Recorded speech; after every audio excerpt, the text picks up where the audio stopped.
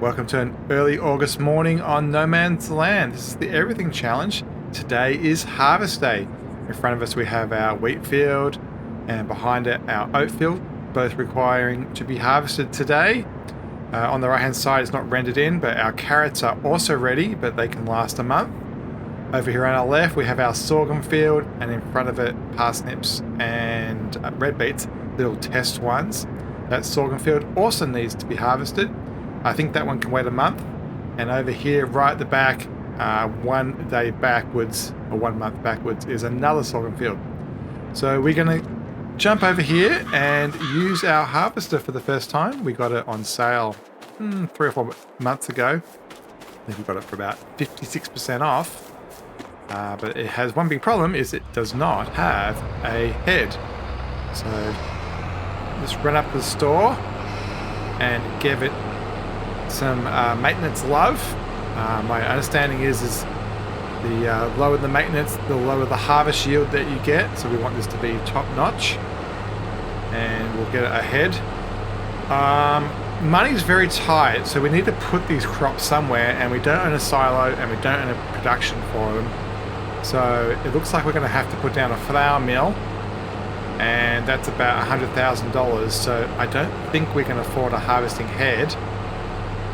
We'll have to rent it. We also don't have any trailers of note.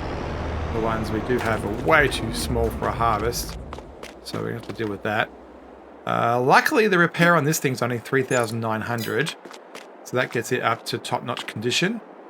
And we need to buy a head, so let's find it in our inventory and then look at the combinations.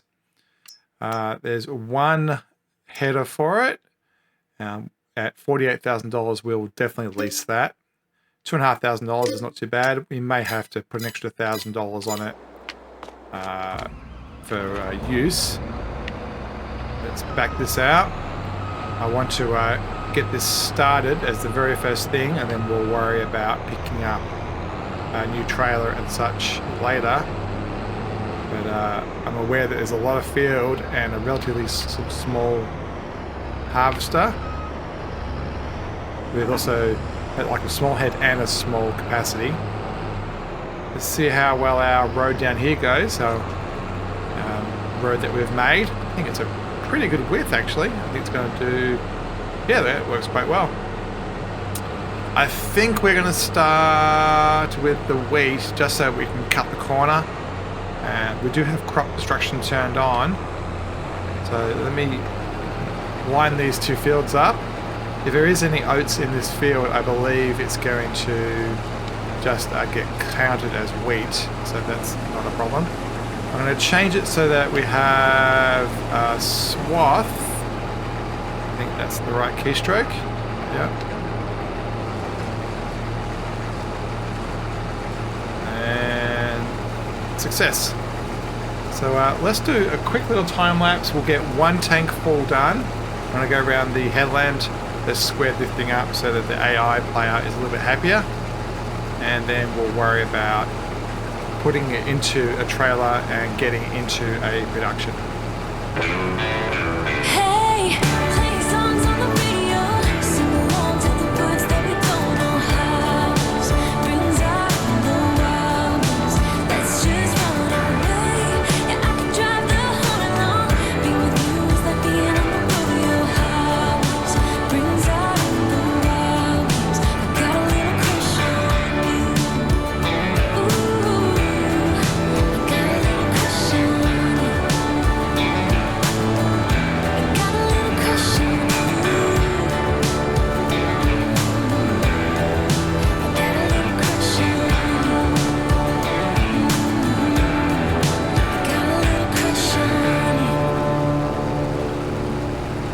Alright, I think we'll let that continue on by using the helper. Looks like we'll get a fair bit of yield out of the plot of land. Let's jump out, let the worker finish that job. Let's work on the trailer situation. Actually, let's put down the production first. The granary, I think it's called, or the grain mill, is what we want. We can go silos, but eventually it's going to go into production anyway. So my thought process is, may as well just go straight to it. Bakery, carpentry, down here at the front somewhere. There it is, grain mill. So it's quite big. It needs to be somewhere it's kind of central to where our wheat is. So you can see there's a whole lot over here near the shops behind us. And then the odds are we'll be putting a lot of large fields across here. So this will probably be our grain area. I'm thinking somewhere where there's a pretty ready access, as in nice and wide. So through there's quite wide. We may be able to sneak it right in here. We own this piece of land, but not the one to the right. And so since we have deforested this area a bit, we push it back a bit. Let's make sure that it's kind of square to everything else. Yeah, I'm going to push it back pretty far.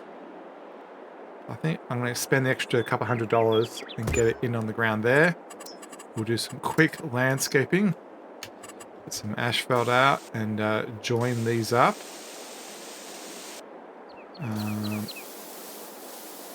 I'm pretty sure this row of planting here will get turned into a road at some point. And we'll do it this way as well. We do own this property. You can see that's where the boundary of the land is. And we'll give it a stripe out here as well. Yeah, I think that's going to work quite well. Let's have a look at the finances that it provides us. So right down the bottom. So wheat turns into slightly less flour. Barley's a worse ratio. Oat, good news for us because we have a massive oat field, actually is a more positive one. And then sorghum is roughly the same. So today we'll be putting wheat, oat, and sorghum into here. The rates are different. So 5 times 15, 1,800 a day. What's that? About 1,700 a day, about 1,700. So rates are all roughly the same. But you get more out of the oats, which is great news. I think this holds like 200,000-300,000 each from memory. We'll set it to distributing, but we may change that to selling as we put down a bakery or something like that. So that gives us somewhere to put stuff. Let's jump into the New Holland. I dumped some of the material into the trailer that we had hanging around, but it's not a very big trailer. But let's get this harvester unloaded at least, because it is complaining that it's full. I've got a feeling, yes, it did actually stop on the correct side. It's pointing outwards. That's good news. We are going to pick up all this straw. So after we get this harvester going again, the next job will be to get the baler. I'm going to try to buy the front windrower again, because I believe you can span 2 entire rows with it, with this harvester, because the head's quite narrow. I think the windrower actually covers 2 rows at once, which is great. So the harvester isn't empty. We're only able to pick up a little bit of it. We actually hit our weight limit on this trailer, and 7,000 isn't going to cut it. I'm guessing out of those 2 fields we're going to be getting $50,000, $60,000, $70,000. Oh, this looks awesome. I really like this. So yeah, our first use of the trailer as a proper trailer, and our first load into the grain mill. We'll have to get a bakery down ASAP. I think they're not too expensive, maybe $60,000. I am very wary of money. Next month we have to get all these beets and stuff out of the ground, and the machine for that is really expensive. So my plan is to keep this trailer going, but we're going to augment it with another trailer from the shop. We'll have to be careful. These trailers do not have narrow tires.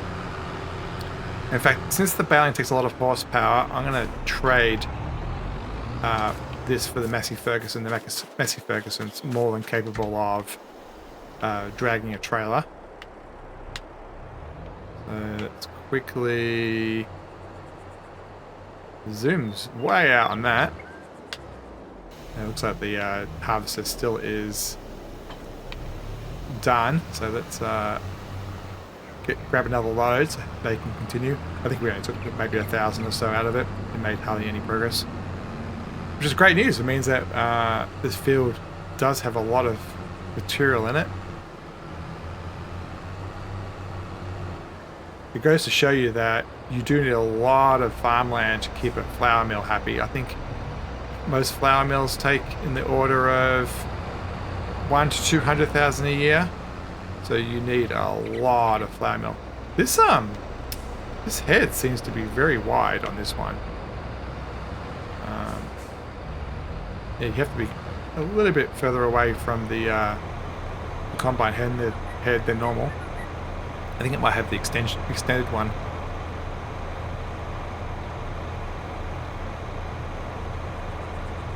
So we'll get this unloaded. Yeah, the oat field probably 20-50% bigger than this one. And this one hit its maximum again, so the harvester's still got stuff in it. Alright, let's run up the shop and let's get a bigger trailer. And then we'll have them in tandem, a convoy. And then we'll take both of them to the sawmill at the same time. Not the sawmill, the flour mill, the grain mill. Now, we need to keep our money tight, so let's look at something that's relatively cheap. Trailers, something down the front. Now, this is $11,000, the one we've got. We could get 2, 3, 4 of them. Yeah, it gets a bit unwieldy because they've got the 2 axles. They're really hard to back. Where if you join these classes together, it is a bit easier. 17,000. I'm going to keep quite low. 2 wheels I don't want to use. So really, these 32,000 is the next price range. I think. I don't think there's anything cheaper. Now it's just getting more and more and more and more. There is the Rollins, but they're also expensive. Yeah, I think we're stuck with the $17,000 class, which is not a bad thing because it's an awesome trailer. We do want the extension. I'm going to get the BKTs. Buy. And while we're here, under wind rowers, how much is this one? 32,000. So we will lease you. I would prefer to buy it, but we just don't have the money. So let's run over here. We'll have the class at the front because it's maneuverable because it only has 1 axle. This holds 10, 15,000 versus the other one was only holding 5 or 7,000. So we'll get a lot more in this. And from memory, I believe it unloads quite fast too. Looks like the harvester is about to do a U-turn, so we'll use this opportunity to track beside it and empty it out as it moves forward. Still have $10,000 left, so looks like things are going well. What we should do if we have a moment is we should do a stone load as well and get some stones into the gold production. Roughly every dollar you spend there, you get $10 back. So let's talk about cruise control for a sec. I'm going to hold F1. I'm on the Xbox controller, so I'm holding left and right button at the same time, and then you can change cruise control speed. So if you look at the bottom right corner, I'm going to dial it down to, I think, 8. I'm going to quickly go across the harvester. The harvester goes, no, it says 30 on the road, but it doesn't tell us the harvest speed. So now that's dialed into 8. When you activate cruise control, which is the 2 buttons plus B on the Xbox controller, it will go at that speed. We won't see it right now because it's going to pause for us. But when we do the next stroke, the next pass, we'll see that. So that's how you can dial in a speed and make it match the match the combine or whatever it is that you're trying to follow. And I think we'll definitely use that when we're doing the premium expansion stuff, because we have to follow the harvester. Let's back into here. There is a hitch. We can see there's a hitch at the back here. See? So we can join these together. So let's get these two unloaded. I'll continue to keep both of them with me, just in case we have a situation where we're just over a trailer amount to empty the harvester out. So run across to the store.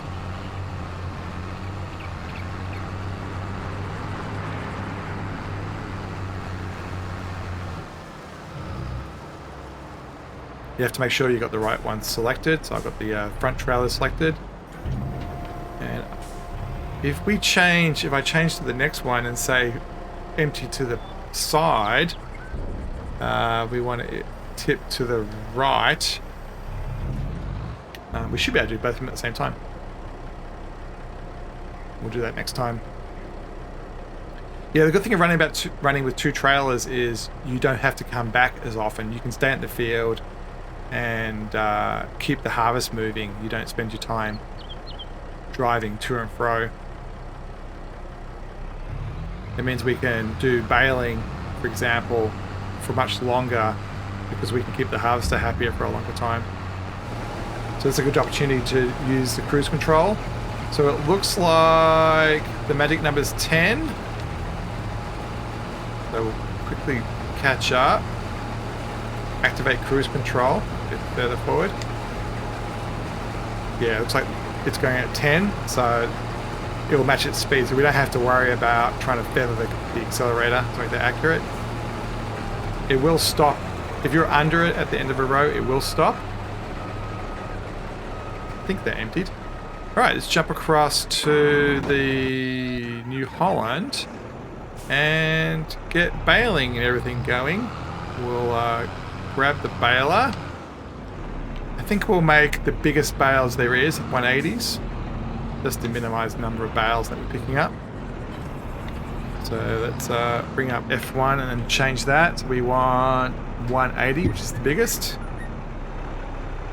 Yeah. I'm loving this path over here. It seems to be much more practical than the one on the left.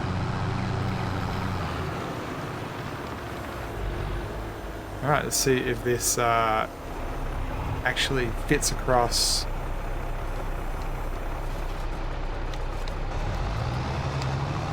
Looks like it's going to fit. Where's our harvester got to? Yeah, we're getting through this nice and fast.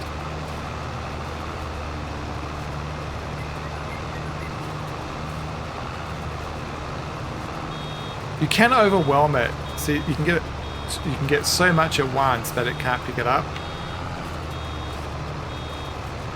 So you do have to take it easy when there's a huge amount being picked up, like that at that point there. Because we picked up the crossways road at the same time.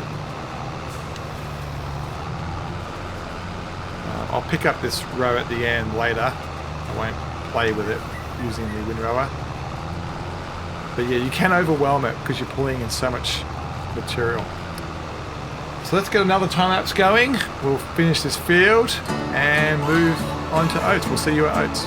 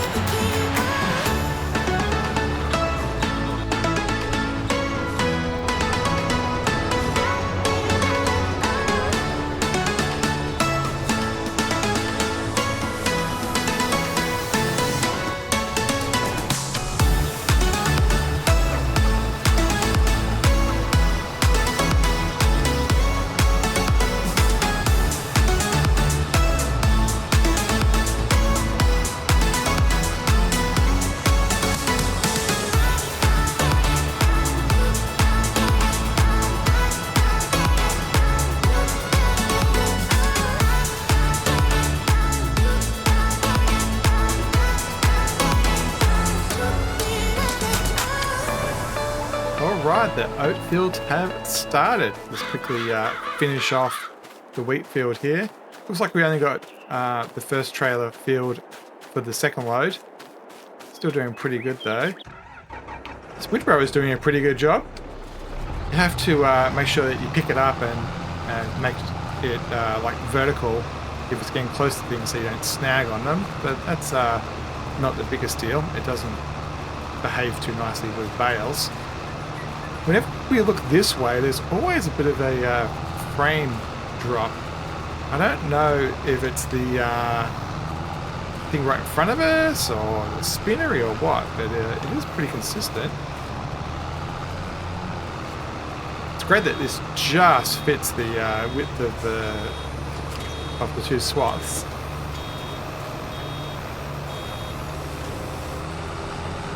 A couple more stripes, 2-3 more stripes. We need to turn this field around pretty fast. The crop seeding season starts next month, I believe. So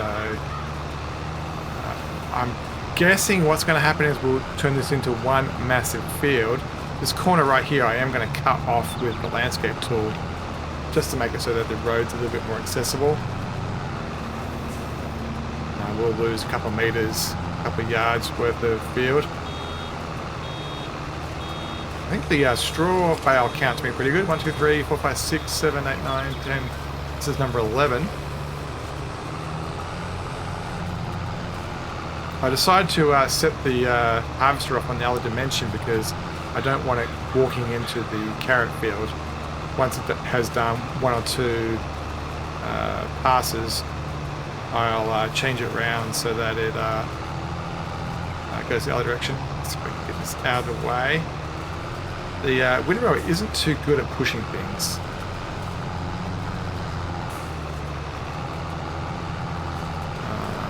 Alright. We'll just do one more quick pass over here.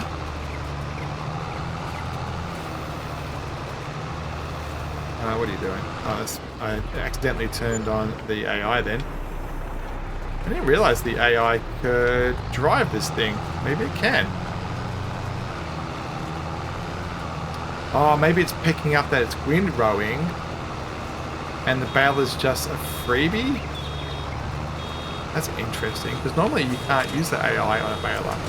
What will probably happen is it will keep on driving when the baler is full, so you get all these gaps, but not the worst thing in the world to deal with. We can pick up the skerricks later if the AI can do some of the work for us. Alright, let's quickly run this over to the flour mill.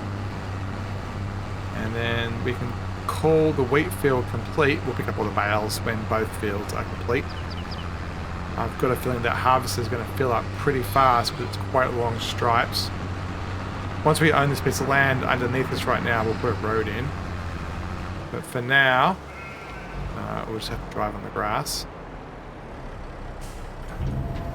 So our grand total for wheat is going to be, once this empties, 30 something. Yeah, our first wheat field is just shy of 35,000. So that's roughly 36,000, 3,600 into 35,000 goes 10 times ish.